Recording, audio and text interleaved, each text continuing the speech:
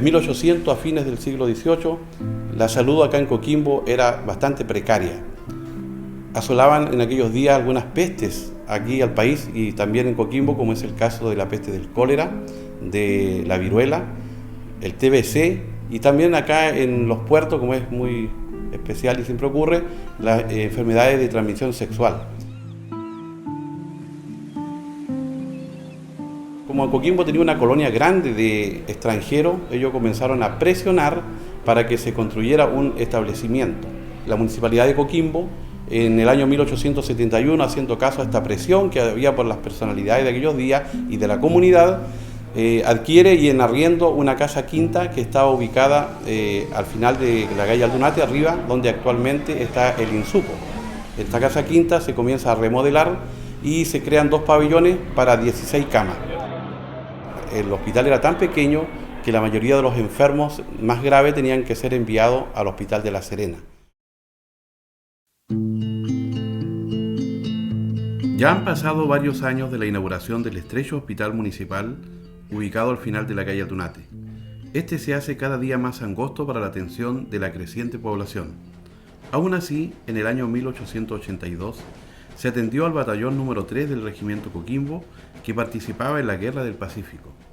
El 27 de marzo del año 1889, visita la comuna de Coquimbo el excelentísimo señor presidente de la República, don José Manuel Balmaceda. Las principales autoridades de la comuna le brindan una cena de recepción en el Club Social del Puerto. Allí, algunos parlamentarios le solicitaron los fondos necesarios para la construcción de un nuevo hospital. Al otro día fue invitado a visitar el establecimiento. Al salir de la visita expresó lo siguiente: este no es un hospital, y comprometió al envío de 12.000 pesos para la construcción de un nuevo edificio. Después de muchos oficios y solicitudes para el envío del dinero, recién en el año 1894 el gobierno envió la suma de 1.000 pesos, lo que lógicamente no alcanzó para construir un nuevo establecimiento. Después de muchos años de clamor de la comunidad, a través de donaciones y aporte del Estado, por fin el domingo 29 de abril de 1900 se concreta el anhelo de la población de contar con un nuevo edificio hospitalario, que queda emplazado en la Avenida de la Caridad, actual Avenida Videla. El nuevo edificio inaugurado es de 2 pisos, tipo colonial, y tiene capacidad para 54 camas.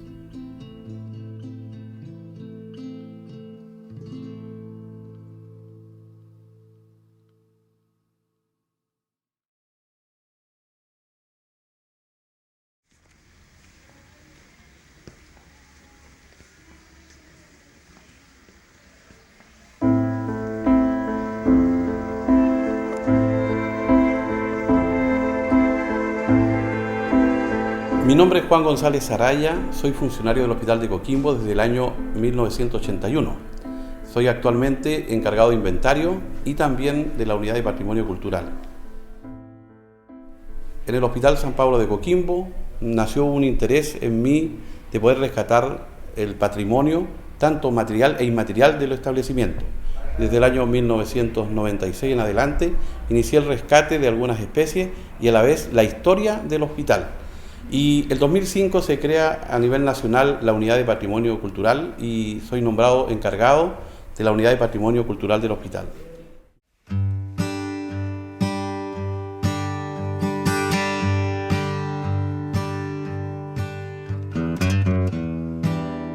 El hospital de 1900 estaba dividido entre hombres y mujeres, no habían salas para aislamiento, menos para maternidad. Hubo una gran necesidad de poder contar con una maternidad en el hospital. Pasaron varios administradores, entre ellos muy importante don Juan Macauliffe, quien consiguió bastantes aportes para ir alajando el hospital, pero la sala de maternidad no era posible. Por las gestiones del administrador don Eduardo Petre, que era vicónsul de la colonia española, consiguió los recursos y ellos donaron una sala a la cual se le colocaron 5 camas y 3 cunas. Y esta fue la primera maternidad del hospital y fue bautizada como Sala España. El nuevo Hospital San Pablo de Videla tenía muy pocos funcionarios para la cantidad de salas que tenía. Por lo tanto, se llegó a un acuerdo con las madres de Grenoble, de Francia, que enviaran algunas religiosas para la atención de los pacientes. En 1902 llegaron 4 de estas madres para hacerse cargo del hospital y el administrador, que era quien dirigía el hospital, estaba fuera del establecimiento. Por lo tanto, le entrega a la madre superiora que esté a cargo del hospital, y las otras 3 religiosas eran profesionales. Por lo tanto, una trabajaba en pabellón, otra trabajaba en nutrición y la otra se hacía cargo de lavandería, y vivían en la comunidad que estaba en el segundo piso del establecimiento.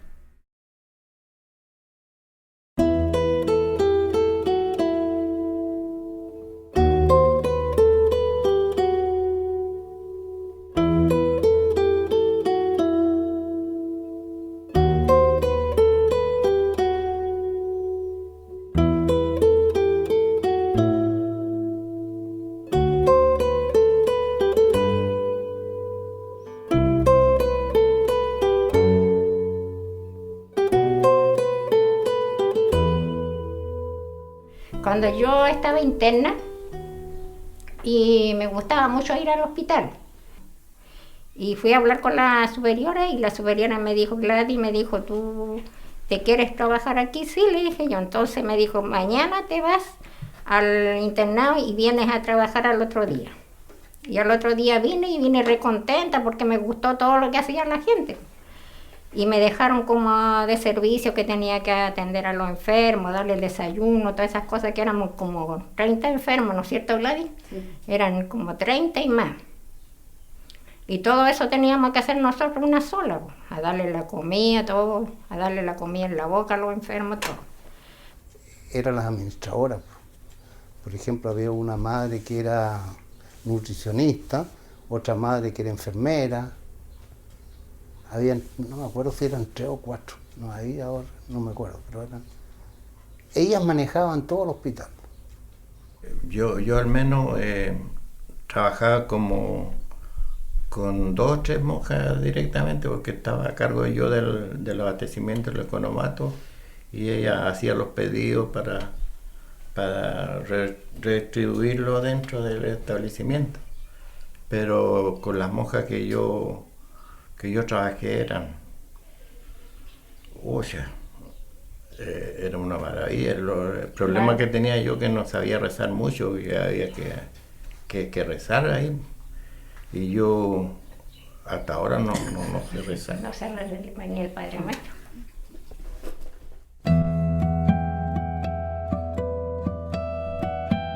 Desde sus inicios, el hospital contó con 2 médicos de atención hasta el año 40 aproximadamente. La atención era buena, pero con falta de especialidades. En el año 1948, Coquimbo tiene una buena noticia: se inaugura el consultorio seguro obrero obligatorio, que es allá en la calle Bilbao, que actualmente son las oficinas de la Municipalidad de Coquimbo. Pero esta era un consultorio de la Caja, no era del hospital. El año 49 tiene una buena noticia, nuevamente la parte de salud Coquimbo, se inaugura la clínica traumatológica, la cual queda contigua al hospital. Pero esta sí ayuda bastante, por cuanto el doctor Piu, que era el director de esta clínica, apoyaba cuando llegaban politraumatizados a la urgencia del hospital. Esto por lo menos permitió la ayuda en la parte traumatológica y de los politraumatizados de la región.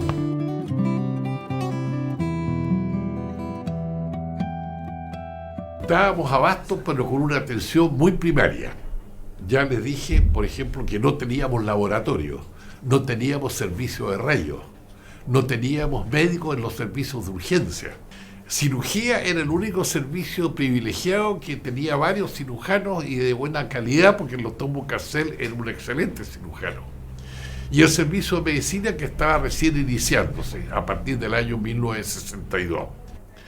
Ya existía un consultorio en Tierra Blanca, pero un consultorio que era con piso de tierra, o sea, ni siquiera tenía cemento, nada, y era una pieza. Yo lo conocí.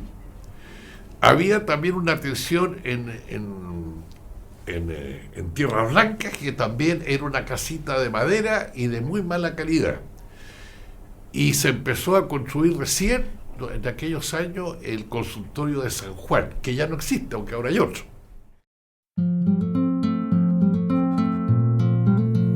Antes se hacían programas y, como decía recién, se evaluaban cada trimestre, cada semestre y una vez al año. No como ahora, creo que ahora trabajan por programa, por metas. Nosotros nos hacíamos metas, ahí hacía de todo nomás la gente.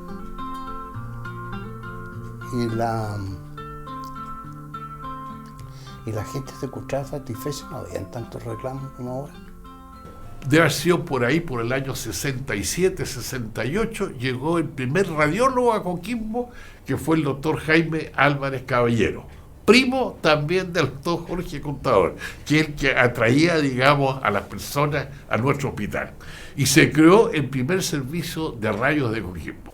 Se gestó porque el doctor Jorge Contador Caballero, que era primo mío, me convenció que me viniera al hospital de Coquimbo, siendo que el hospital de Coquimbo no tenía servicio, no tenía equipo rayos, servicio rayos menos, no había nada. Y la idea era, como te explicaba, de romper este círculo vicioso entre no hay profesional, no hay radiólogo, no se manda equipo, si no se manda equipo no se interesa ningún radiólogo en venir, ¿no? Entonces lo hicimos así, de manera que tuve que, por supuesto, ir al hospital de Serena durante un año y medio, algo por ahí. Y en Serena veía a los pacientes del hospital de Coquimbo, hospitalizados, iban en ambulancia, y por supuesto ambulatorio había mucho. Y ahí trabajé con el doctor Hugo Monte, viendo la gente del Hospital San Pablo. Diálisis también empezó en esa época y también tiene una historia bien anecdótica, porque el que hizo un daño renal crónico fue el dueño, que lo que era en ese tiempo el 1621, ¿no? Que algunos de ustedes deben conocerlo, por lo menos el nombre. A todo esto yo era el médico de todas las chiquillas que trabajaban en el 1621 y me las traía para que yo le hiciera el examen de salud. Y él, como se preocupó, él se compró la máquina y mandó a una enfermera, que también falleció hace poco, una enfermera a hacerse su práctica en Santiago para que aprendiera a hacer diálisis. Y se creó la unidad de diálisis. Y la primer médico que se hizo cargo de las diálisis fue después la doctora Pefor, que con los años se fue a Santiago, empezó aquí como médico general de zona, se fue a Santiago, se formó como especialista en nefrología y vino después a la zona como presidente de la Sociedad de Nefrología.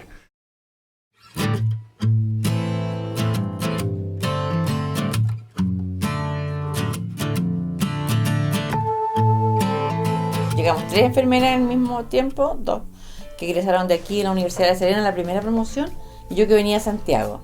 Entonces dijimos, ya, no, yo quiero medicina, yo quiero cirugía, con otra yo quiero pediatría. Y claro, llegué al hospital viejo, al re viejo, porque Al de Videla. al de Videla, en que en realidad los gatos se paseaban por ahí, los ratones se paseaban por delante, o sea, era habitual, tú estabas pasando visita y pasaban los ratones para allá y para acá, los gatos igual. Vino el terremoto del año 68 que prácticamente destruyó el hospitalito que teníamos en ese minuto. Y nosotros empezamos a soñar con un hospital nuevo. Y ahí vino el que fue el nuevo en aquellos tiempos, que hoy día es el viejo, porque ahora es el tercer hospital que yo he visto desde que llegué a la zona. Pero nosotros, cuando vino un terremoto, nos fuimos a trabajar el servicio de medicina a una junta vecinal, ¿no?, que queda en los Altos del Llano, en la calle Wenceslao Vargas, parece que. Bueno, y ahí estuvimos con un servicio de 32 camas. Teníamos una sala de reuniones, teníamos también al mismo tiempo era el hogar de profesionales que me llegaban a la zona, y teníamos una cocina y elegimos a todo el personal, digamos, que en ese tiempo nos parecía a nosotros que eran los más competentes, los llevamos al servicio.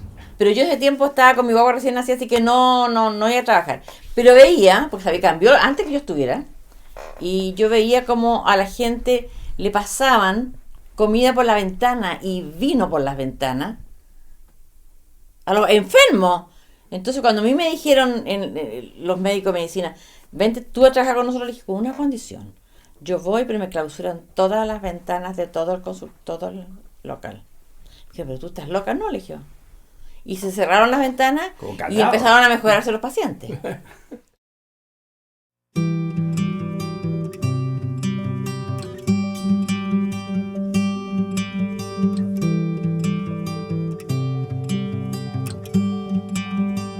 Desde el año 1948 se había luchado por la concreción de un nuevo hospital para Coquimbo. Tuvieron que pasar 76 años para que se concretara este anhelo. En el año 1968 el presidente de la República, don Eduardo Frei Montalva, firma el decreto presidencial para la construcción del nuevo hospital de Coquimbo, el que comienza su construcción en 1971. En 1972 se inaugura el consultorio externo, que es adosado en el hospital, y en el año 1976 se inaugura el nuevo edificio de 4 pisos y un piso mecánico. Viene a ser en ese momento el hospital más moderno del país. Este hospital tenía un sistema antisísmico, lo cual le permitía evitar, ¿cierto?, las caídas o los destrozos en un caso de un terremoto.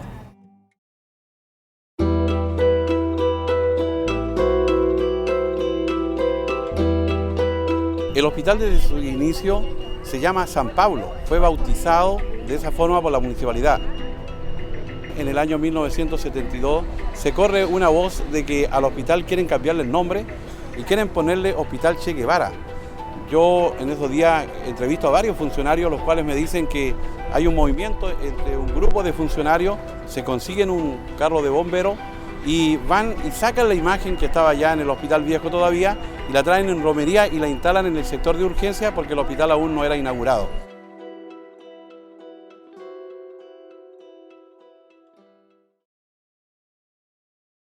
Asume Allende y ya el hospital este se iba a entregar. Y yo recuerdo que llegan las letras y llegan, por eso que yo difiero de un compañero de trabajo de tiempo que decía que el hospital iban a llamar a Che Guevara, y no, pues yo vi las letras de que se iba a llamar Hospital de la Unidad. Entonces incluso yo con otros compañeros empezamos a difundir estas inquietudes, conformidad, entonces se empezaron a organizar. Y San Pablito estaba en el hospital viejo y ahí le pedimos la cooperación a los bomberos y a toda la comunidad. Y en romería fuimos a rescatar el San Pablito y nos acompañó toda la comunidad de Coquimbo, toda la avenida Videla, y llena de gente. Cuando los trajimos ahí al San Pablito, con los bocinazos, los bomberos, todo, y lo instalamos ahí en el atrio de la entrada del hospital. Así que ahí ya no le pudieron cambiar el nombre.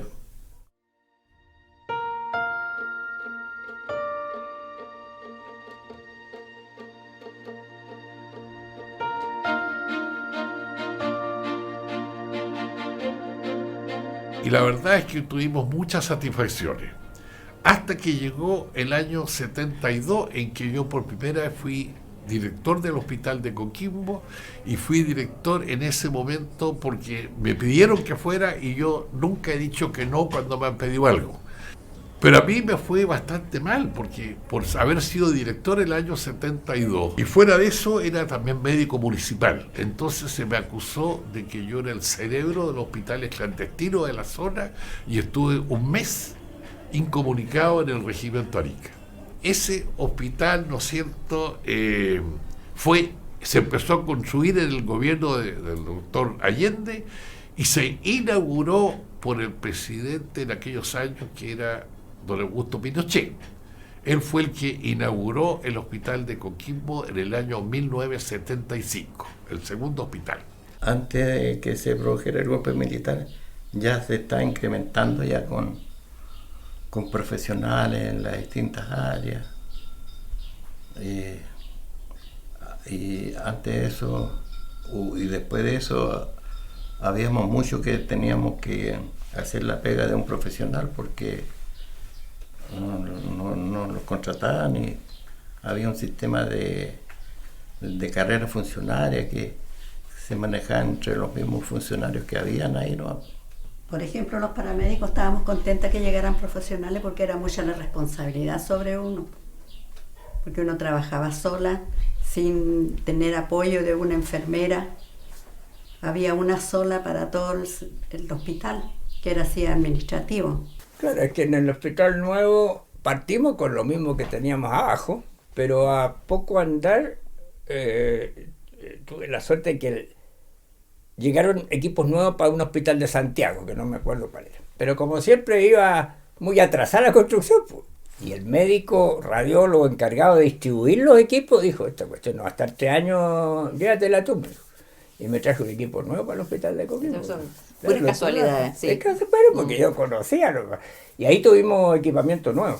Hay un salto cuántico, diría yo, más que cualitativo, desde un hospital que contaba con puras camas básicas a un hospital que tiene camas de cuidados intensivos y camas de cuidados medios cada vez más complejas.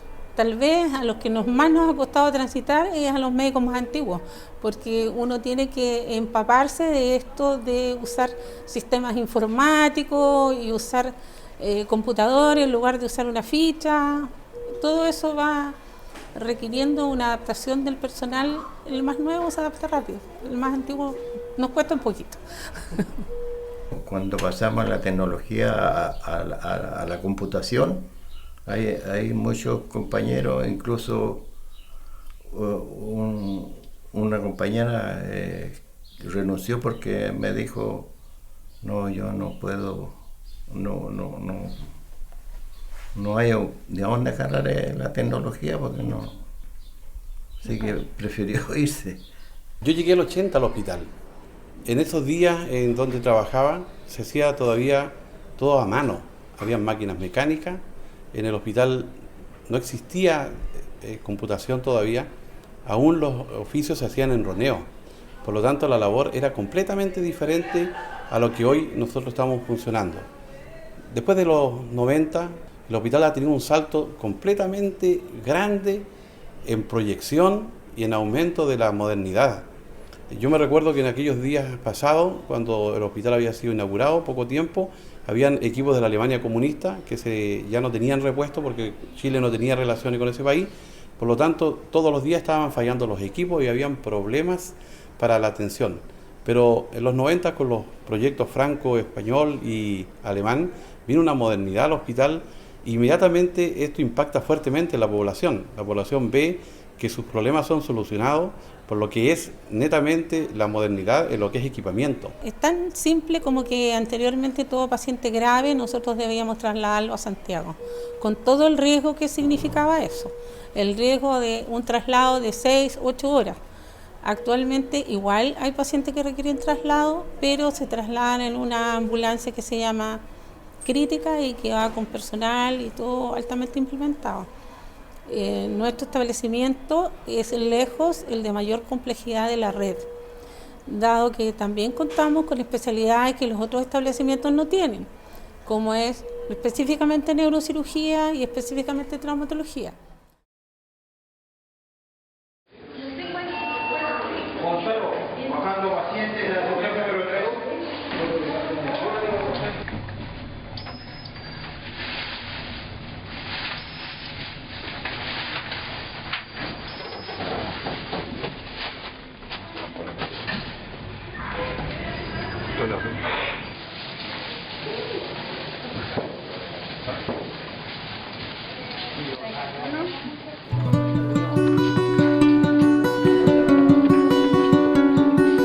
Coquimbo le ha costado mucho la parte de salud.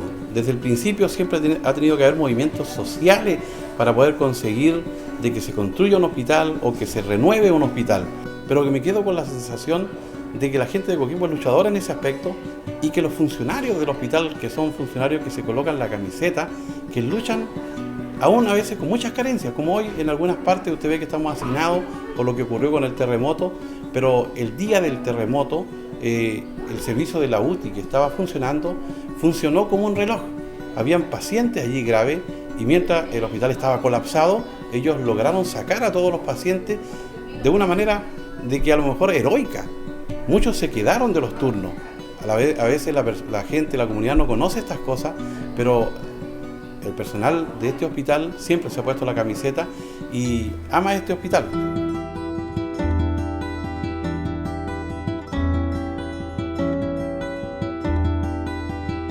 Yo ya debería haberme jubilado y todavía estoy aquí, ¿Por qué? Porque da gusto trabajar en un establecimiento y recordarse cómo ha crecido y con lo que estamos contando ahora. Entonces uno se camisetea, se pone la camiseta, fideliza con el establecimiento y no tiene ningún interés en moverse de acá. Eso le pasa a un funcionario que viene, por ejemplo, de otro establecimiento de la red y se queda aquí, se enamora del hospital. Eso es lo que nos pasa.